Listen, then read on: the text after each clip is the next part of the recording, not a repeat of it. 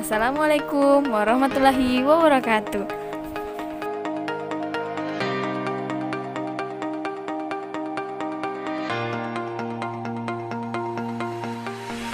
Materi pendidikan individu yang memiliki hambatan inteligensi di bawah rata-rata atau tunagrahita. Sebelum masuk pada materi, alangkah lebih baik kita kenalan dulu yuk. Yang pertama, Nur Salinah. Yang kedua, Rina Arianti. Yang ketiga, Febi Indah Maisyaro. Yang keempat, Rada Sendang.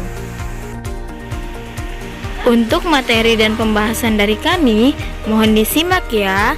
Selamat menyaksikan.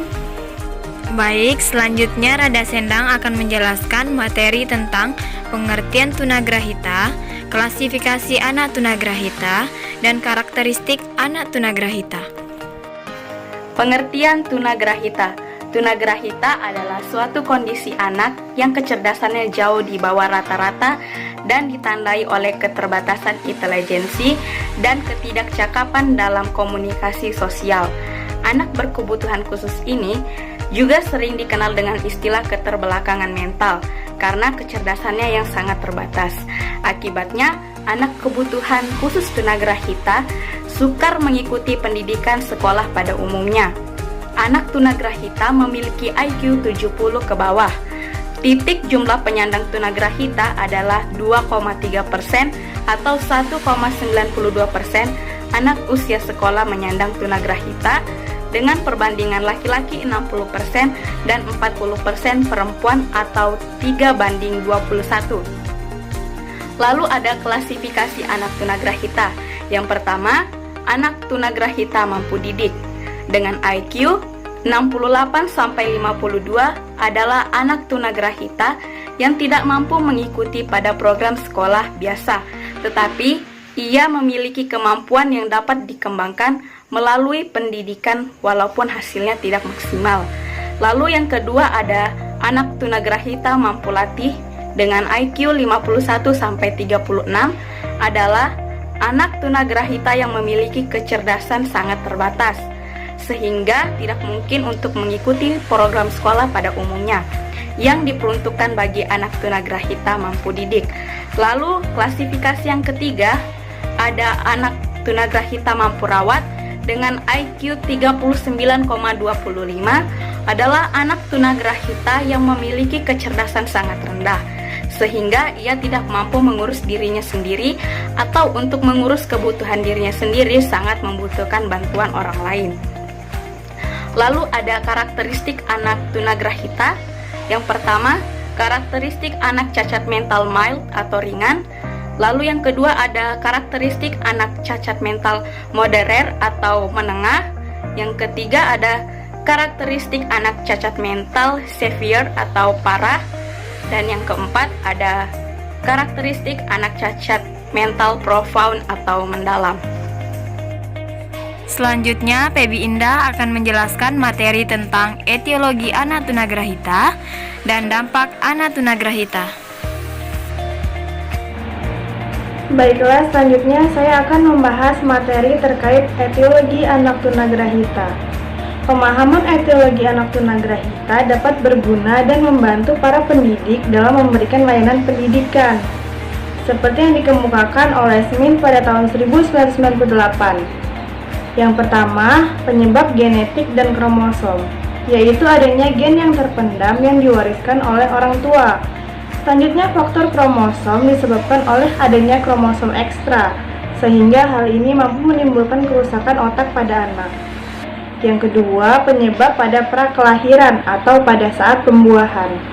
Jika terdapat virus, maka berdampak pada perkembangan otak bayi. Yang ketiga, penyebab pada saat kelahiran, yaitu adanya masalah proses kelahiran seperti kekurangan oksigen, sehingga membutuhkan bantuan alat kedokteran. Hal ini beresiko terjadinya kelahiran prematur. Selanjutnya, penyebab yang keempat yaitu penyebab selama perkembangan anak-anak dan remaja. Selama masa perkembangan, sebisa mungkin anak harus mendapatkan perlindungan dan nutrisi yang cukup, sehingga jauh dari bahaya. Selanjutnya, dampak anak tunagrahita. Dampak anak tunagrahita ada dua, yaitu dampak terhadap kemampuan akademik. Kemampuan akademik berkaitan dengan pengetahuan, yaitu seberapa besar pengetahuan anak tersebut tentang cara berpikir untuk mengatasi suatu masalah. Yang kedua yaitu dampak terhadap sosial atau emosional. Kemampuan ini berkaitan dengan kehidupan sosialnya, bagaimana ia mampu berkomunikasi dan menerima norma yang berlaku di lingkungannya. Selanjutnya, Rina Arianti akan menjelaskan materi tentang intervensi atau pendidikan anak tunagrahita, strategi penyusunan kurikulum pendidikan anak tunagrahita, dan jenis-jenis implikasi pendidikan atau terapi yang dibutuhkan anak tunagrahita. Intervensi atau pendidikan anak tunagrahita, pada dasarnya tujuan pendidikan anak tunagrahita yang hendak dicapai tidak jauh berbeda dengan tujuan pendidikan anak pada umumnya, sebab anak tunagrahita itu sendiri lahir di tengah-tengah masyarakat dan perlu perhatian khusus. Dalam pendidikan anak tunagrahita mungkin diperlukan penekanan khusus, misalnya dirumuskan lebih terperinci. Yang pertama, kebutuhan pendidikan. Yang kedua, kebutuhan sosial emosi. Yang ketiga, kebutuhan fisik kesehatan. Jenis-jenis implikasi pendidikan atau terapi yang dibutuhkan oleh anak tunagrahita. Yang pertama, fisioterapi. Yang kedua, terapi bicara. Yang ketiga, terapi okupasi. Yang keempat, terapi kognitif. Yang kelima, terapi remedial. Yang keenam, terapi sensorik integrasi. Yang ketujuh, terapi Snoezelen. Strategi penyusunan kurikulum pendidikan anak tunagrahita. Yang pertama, bagi anak tunagrahita ringan, pada dasarnya isi kurikulum kuantitatif sama dengan anak normal, namun secara kualitatif agak lebih sedikit rendah daripada anak normal. Dapat ditambahkan latihan keterampilan. Yang kedua, bagi anak tunagrahita menengah, isi kurikulum baik kualitas maupun kuantitas lebih rendah daripada anak normal. Disarankan lebih banyak latihan keterampilan. Yang ketiga, bagi anak tunagrahita, orientasi isi pengajaran dan pendekatan di lingkungan dekatnya. Penekanan pada latihan keterampilan seperti latihan gerakan tertentu, latihan mengenal bunyi, latihan mengenal warna, dan latihan mengurus diri, dan latihan membuat mainan dan sebagainya. Selanjutnya, Nursalina akan menjelaskan materi tentang peran bimbingan konseling bagi anak tunagrahita dan media pembelajaran animasi untuk anak tunagrahita. Peran bimbingan konseling bagi anak tunagrahita ada dua. Yang pertama, bimbingan dan konseling sebagai layanan. Bimbingan dan konseling sebagai layanan sedikitnya memerlukan 4 pendekatan, yaitu pendekatan krisis, remedial, pencegahan, dan perkembangan. Pendekatan perkembangan dipandang sebagai pendekatan yang komprehensif sehingga disebut pendekatan komprehensif. Yang kedua, kebutuhan bimbingan dan konseling bagi anak kebutuhan khusus. Mengenai kebutuhan layanan bimbingan dan konseling ini, Thompson dan kawan-kawan tahun 2004 menulis garis besarkan sebagai berikut, yaitu ada 4. Yang pertama, anak harus mengenal dirinya. Yang kedua, menemukan kebutuhan ABK yang spesifik sesuai dengan kelainannya. Kebutuhan ini muncul menyertai kelainannya. Yang ketiga, menemukan konsep diri. Yang keempat, memfasilitasi penyesuaian diri terhadap kelainan dan kecacatannya. Adapun media pembelajaran animasi anak untuk anak tunagrahita. Media pembelajaran semakin bervariasi dengan perkembangan semakin menjadi-jadi dengan adanya dukungan penuh dari teknologi informasi.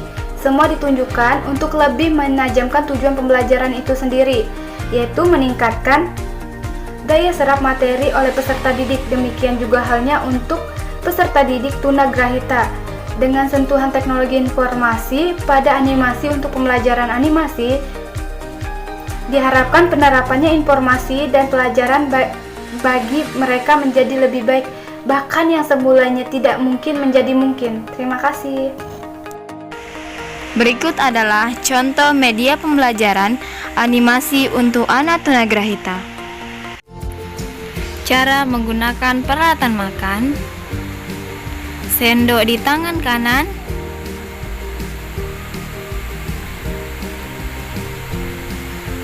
garpu di tangan kiri,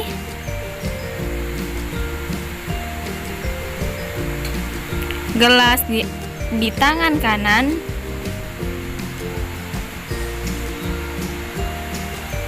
piring dan mangkuk di atas meja. Baik, selanjutnya kami akan menjawab pertanyaan kelompok. Saya akan menjawab pertanyaan dari Desti. Pertanyaannya, ada 2 dampak dari anak tunagrahita, yaitu dampak terhadap kemampuan akademik dan dampak terhadap sosial dan emosional.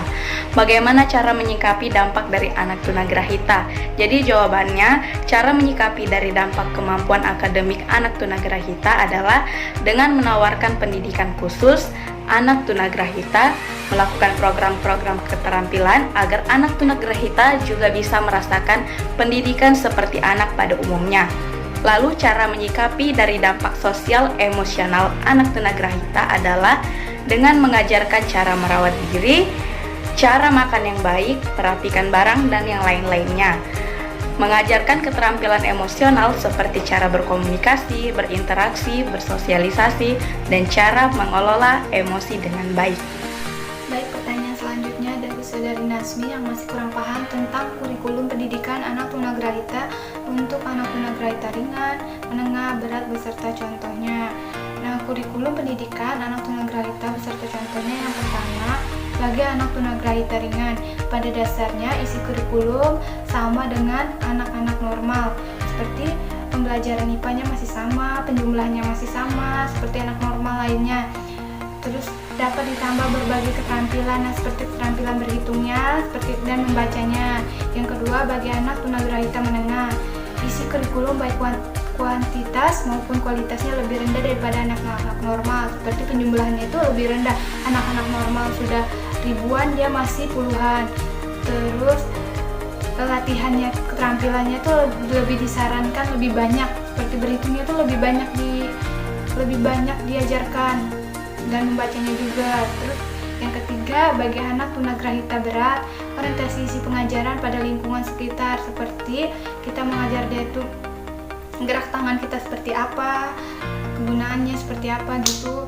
Terus penekanan pada latihan keterampilan seperti latihan gerak tertentu, seperti yang saya bilang tadi, gerakan.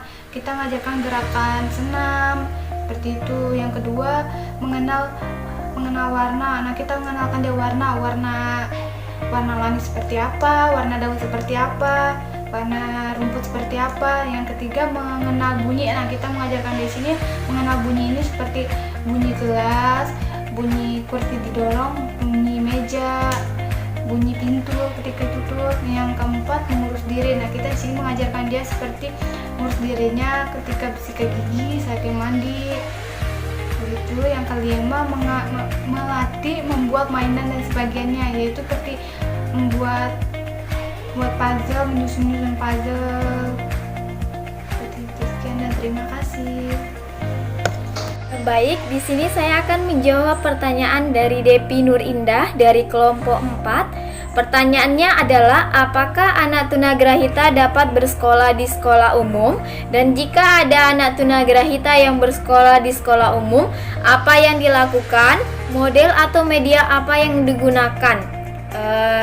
Jawaban dari kelompok kami adalah, anak tunagrahita dapat bersekolah di sekolah umum. Model yang digunakan adalah model terintegrasi untuk anak tunagrahita yang bersekolah di sekolah umum. Pendidikan yang diterapkan adalah pendidikan inklusif, di mana pendidikan inklusif adalah salah satu pendekatan perwujudan model pendidikan terintegrasi.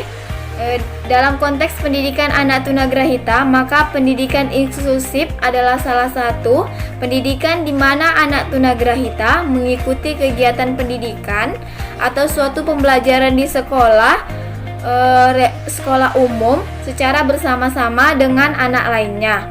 Mereka belajar di kelas umum secara bersama dengan anak lainnya, tetapi anak tunagrahita memperoleh layanan pendidikan sesuai dengan kemampuan dan kebutuhannya. Ada 3 karakteristik pendidikan inklusif. Yang pertama adalah anak kebutuhan khusus mengikuti pendidikan di sekolah umum.